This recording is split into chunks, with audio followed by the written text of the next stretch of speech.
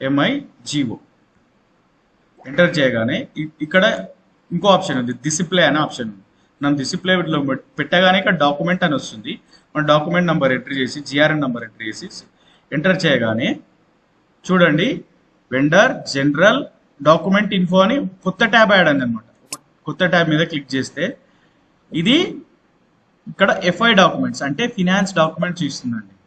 ఇది ఓపెన్ చేస్తే accounting document ఒకటి క్రియేట్ అయింది, పర్చేజ్ లెజర్ అని ఇంకో డాక్యుమెంట్ క్రియేట్ అయింది అనమాట. అంటే అకౌంటింగ్ డాక్యుమెంట్ అంటే ఫినాన్స్ కి సంబంధించిన డాక్యుమెంట్స్ అనమాట. చూడండి అమౌంట్ డబ్బులు రా మెటీరియల్ కు కంపెనీ యొక్క అకౌంట్ నుంచి VSX ఎంట్రీస్ అంటారండి. ఇది ఇంటర్వ్యూలో అడుగుతారు మీకు.